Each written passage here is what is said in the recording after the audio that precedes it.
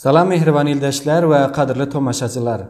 Meni Zetila Adil, sizler meni Yalkım TV kanalından YouTube'da görüp otursunuz. Dostlar, bugünkü programda yaş yigit bagşyymyz Arslan Joşgun'u tanıdıp, onun gözel sesinde bir gözel halk aydımı dinleriz. Arslan Joşgun, İsmail Joşgun oğlu 2001 yılında Bağbustan Obasında Anxoy ulusuallığında Faryab vilayetinde dünya iner. Ve 2019 yılda Atavatan Türkmenistan'a gittiler. Hazır Atavatan Türkmenistan'ın Aşgabat şehrinde Türkmenin has sazgoralı dutar bağışçılık uğrunda bilim alýar. Türkmen Devlet Ýörüýte Saatçylyk Mekdebiniň 2-nji ýyl talibi Joşgun Arslanyň aýdymyny gelin birlikde dinläliň. Munyň gutarmasy bilen programmyz hem gutarýar. Taýyna gelecek programda çelli her birekleriňizi kudratly güçli Allah Taala tapşyrýan. Nide bolsaňyz, hoş sag aman ýaşaň, Allah ýarlaňyz bolsun.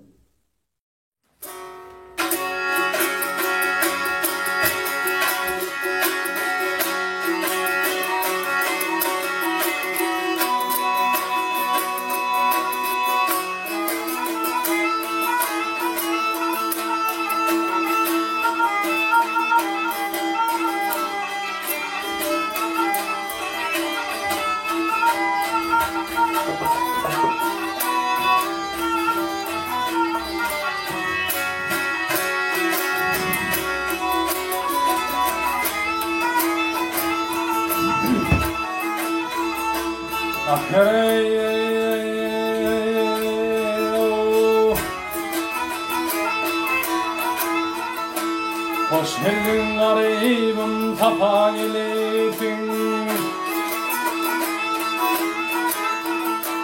Hoş geldin garibim tapa gelipin. Mutlu bolsun men bilmekan garibim. Söhbet et rakiplar dimaldan moran, ganimatlar hemin aman garibim.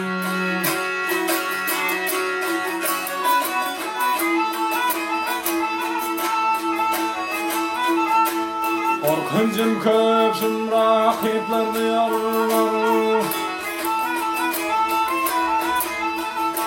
Korkuncum köpsüm rakipler diyarlar.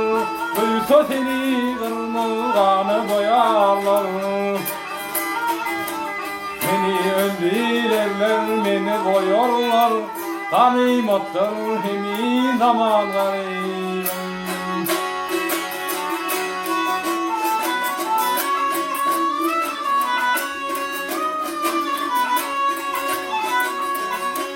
Vahmet meşatenem gayrı mordip.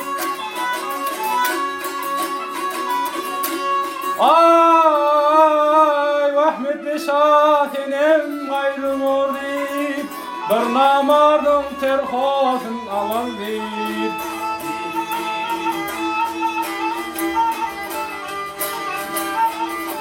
Sen ölen son gayri bilen bordip. Getirme gönlüne gumanlarım.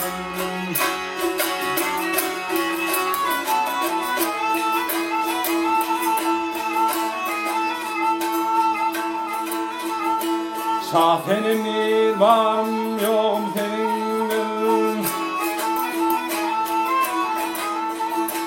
Şahtenim nirvam yok senin.